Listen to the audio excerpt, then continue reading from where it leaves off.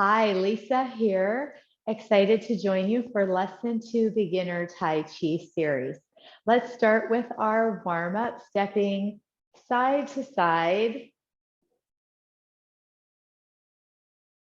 inviting our breath and movement to meet in this, as they say, meditation in motion. Since we're in learning mode, there may not be as much meditation yet, but I do assure you, if you can keep with the practice, let's add some hands to this warm up, stepping side to side, transferring our weight, you will find at least a meditative quality, and perhaps even sooner than you think, in the sense of developing a practice while still learning. We're going to step and add a tap, lightly touching the toe to the side. So by touching, we're again softening the stability within that anchored foot. While I'm standing tall, I'm going to draw in my abdomen, pull the shoulders back. We're going to start by, again, adding potentially a knee lift to this. There is one movement in today's lesson that is one of the most challenging. It's called sneak creeps, pheasant stands. And while there is an opportunity to do this single leg raise, we are always going to consider our knee, hip, and general joint stability and health history before striving or attempting those movements. So I will do my best to give you those modifications as we go. Let's take the ball, that ball we practiced with last week. Hold the ball. We're going to sweep the hands in front of the body, right to left. Same weight shifting, keeping that grounded center of gravity flowing side to side.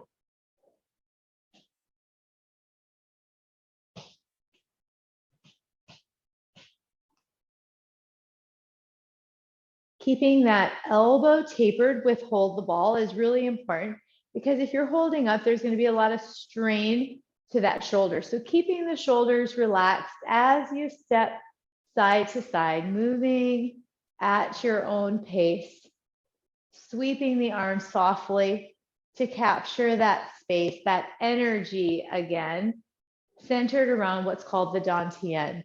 We know it probably more in the West as center of gravity, and we're speaking energetically about that dantian that's centered right around the middle, the belly button, about 2 inches in and down.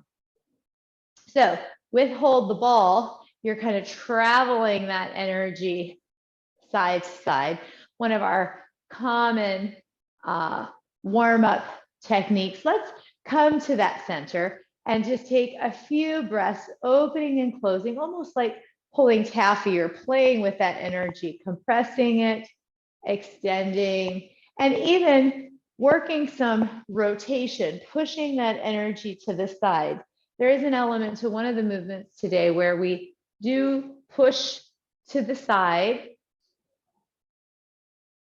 And so you can see you're generally holding that softness and wrapping the reach, moving from the trunk or torso.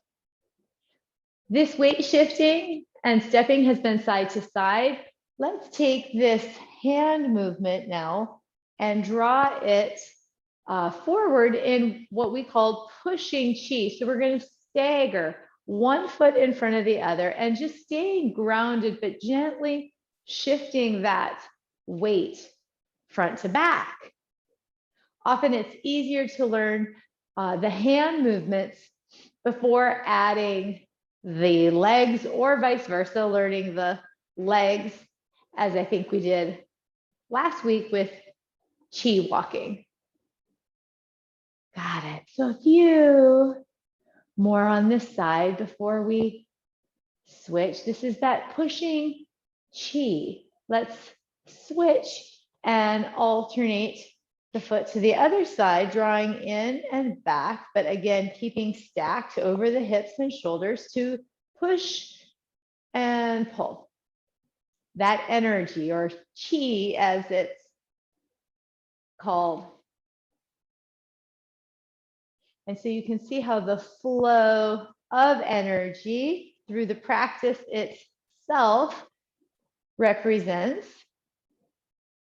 what we're striving or attempting to create probably in our daily lives, a balance, a flow of energy, because goodness knows we can't be running at high RPMs all the time. Great job. So I mentioned hands and then feet. So let's practice some of that Chi walking again. It is a now weight shift, stepping forward, pulling back, leaving the back heel down, turning out. And then before lifting the back foot, we're securing the stability in that foot. There's that turnout, pressing forward and stepping. So we're going to draw back using the space we have available. Step forward, draw back, turn that foot out 45 degrees, step forward, draw back to turn that toe out. And it is not just the toe I want to point out, it's the toe, the knee, the hip, all turning out in the same direction. And then once you've pulled back, move the foot out, pressing through before taking that next step. So it's kind of a 1, 2, pulling back, turning out, 3 to step. Let's see if we can't put it together. And again, you can choose to just do the arms or just do the legs, because what we want to avoid is being frustrated or overwhelmed. So if we're coming forward, pulling back, turning that foot out, pressing, pulling back, turning out, pressing, stepping, pull back, turn that toe out to press. Great job, everybody. So from holding the ball to Chi walking, and again, pushing Chi, adding that together in the form of our warm up. Great job. I'd also like to do a quick review of what we worked on last week, which was brush knee, pulling to the right, bringing the hands to the side. We did step forward and then drawing that left hand over the left knee and pushing across with the opposite arm. Then transferring weight, again, a little like Chi walking, right? Brushing the hand over the knee as you push across the body. So that was brush knee. And really, it does help to have a sense of the martial arts element to these movements. If you draw to the right, hands to the right, you're stepping left. This would be a block and a strike. And then moving to the left, stepping right, brush knee right, and blocking, or excuse me, pressing for the strike or attack. And then again, left, brush knee, left, brush knee, right. So the arms, again, it's helpful to get a little bit of this flow. Starting on the right, stepping left to brush and press. Move to the left, step right, brush knee right, strike left. One more time, right and left. Brush knee, left, a block and a strike. You don't need to know that, but I think it does help to know if you're designing the movement and in space where you're trying to achieve. The other fantastic movement we learned last week was ward off. And it was kind of a three-part from hold the ball, taking that energy and stepping out, shrinking that, warding off by rotating, grasping the bird's tail, rolling back, sealing the right hand on the left wrist to rotate, pull back, and pushing chi. So if we move back into our standing stable side on the right, hold the ball, step out to turn out, shrink and bring that left hand in front as you ward off, and drop the elbows, just gently tapering as if you're grasping a bird's tail and you're rolling back to then seal that right hand really softly on the left wrist, extend, pushing chi. Nice. Ward off is done from both sides. So again, a quick review. If you're standing with hold the ball on your left, we're going to step to turn out. Bring that energy a little smaller as you ward off. And then grasping the bird's tail. Again, shoulders relaxed, elbows tapered. We're going to draw back to roll back, if you will, and shift weight into the back leg. Feel the left hand on the right wrist and draw it across. So extension, we're just trying to move within our real estate, within our body, pushing chi. So it's really important that in that warm-up, you're getting a sense of how you're moving and feeling, getting grounded to the earth so that you can be intentional with your steps and create a foundation from the ground up, I like to say, and from the inside out. So one more time, warding off from the left, we're going to step out, shrink that ball to ward off, drop the elbows to grasp the bird's tail, pull back, placing the left hand on the right wrist to draw across, and then again to pull back, pushing chi. Well done. So you're getting more familiar with some of the warm-up moves, which are foundational to the transitions within the form. Today's lesson is going to include something called single whip. And what you're taking is your middle two fingers and connecting them to the thumb. And your wrist is the high point. So there's kind of a relaxed wrist or bird beak you're creating. And so from single whip, we're going to step out, much like ward off, but we're going to bring this hand up and again, extend to the side. And again, as far as the martial arts theory, here's that hold the ball. We're going to create that bird beak, because if I was going to strike, this high point, sharp point, if you will, would come up under a chin. And as I step out, again, to strike on that side. So single whip can be done from right or left. Let's do again from the right, step out. I love when the hands are kind of rising. It invites me to lift up from my middle to secure. Awesome. Let's do that from the left. Again, you may want to just practice creating that bird's beak in single whip, that drawing up. So pulling up, stepping out, pushing out to the side. Bird's beak, and pressing out. One more time. Single whip.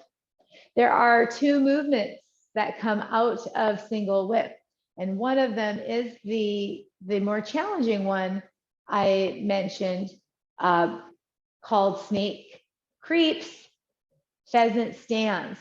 We're going to lead from single whip, stepping out, pressing out. We're going to pull back the weight, straightening that front leg. This long arm is going to trace the long leg as the snake creeps. As it creeps, I'm going to shift my weight forward to pivot or roll. And then rather moving into the stand of that movement, we're going to start with a low tap because you saw me shift my weight a little bit. Again, showing probably the difficulty, it being one of the more difficult moves in the form. So from single whip, one more time, pulling back, snake creeps, this arm traces as I shift my weight forward. I like to call this a wedding march, a little tap. So just a soft touch that at any moment I could lift from, or pheasant stands is the full practice. But again, being really mindful of this rotation and that your toes, knees, and hips are always pointing in the same direction. So you're going to get a lot of practice with single whip today because it both starts and finishes the additional two movements. So pulling back, snake creeps, long arm traces. We're going to rotate to the side, bringing that foot forward to tap or stand in that knee lift. One more time. Again, it can be done from right and left. So from single whip, there's that lean. I'm going to pull back to trace, snake creeps, pheasant stands. Again, toe can stay down as you're kind of maneuvering this pivot or rotation. It's really, again, important you're intentional and moving from the hips. But sometimes we have tightness in the hips and knee restriction. So it's important to keep that in mind. Let's take our single whip and take it to the other side, and then pulling back, snake creeps, keeping my back flat, my abdomen pulled in tight. I'm rotating, pivoting to step in. It'll be the same knee and the same hand that lift. And because the focus is on a flow, we are going to go slow, which is helpful both in our learning from the transition, single whip, pull back, snake creeps, and then the rotating about 45 degrees, drawing this hand down, and the same arm lifts with the leg. Again, not attempting that knee lift. One more time. Single whip, presses out. Pulling back, snake creeps. Turn to rotate. I've been keeping my eye on you, but I'll let the gaze follow the direction again of that central point or center of gravity from the center. Well done. As a reward, if you will, in one lesson, we have one of the hardest movements and one of the favorites of most people. And we are going to just use the hands for wave hands like clouds. So it's very much like waving your hands softly through the air. Also could be described as wiping that brow. And I want to demonstrate before we add any leg movement to this that I am moving, but I'm moving from my torso. It isn't my head or just my shoulder unilaterally. I'm drawing myself from that dantian again. And I love these upward movements because, again, it reminds me posturally to support my scaffolding from, again, the inside out and from the ground up. The movement for wave hands like clouds with the legs is that same side step we used earlier. But we're going to side step, circling the arms. As you lift the left hand, you're going to step, pointing the toe forward. Again, keeping a sense of that center of gravity, because when you move your head in this way, you are getting that inner ear activation. And if you've ever had a bout of vertigo, you know how important it is to maintain that sense of spatial awareness that comes from the crystals in our ears. And the wave hands like clouds finishes with a single whip. So let's see if we can start with our hands, generating that flow. It's just a circular movement. Again, head, neck, relaxed, shoulders moving with the rotation of your spine.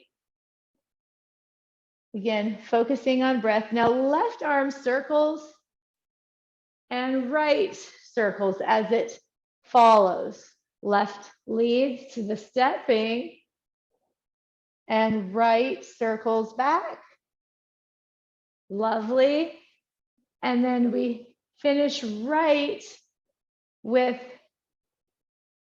single whip. Isn't that lovely? So you have learned 3 new movements reviewed last week's. Let's see if we can lead with that single whip.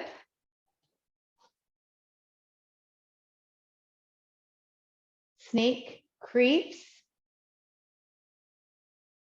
Pheasant stands. Again, to turn and step in. You got it. Or single whip. Snake creeps. Pheasant stands if you want to come to that tap. Knee lift. I wobbled a lot before I really got a sense of that control. It's about accelerating and decelerating the body. This high performance machine that's capable of great power. Wave hands like clouds. So again, let's do the arms first. The whole practice or form will move together in a flow you will appreciate, having spent the time just learning the movements and then putting them together. So let's step left. Wave hands like clouds, wiping that brow.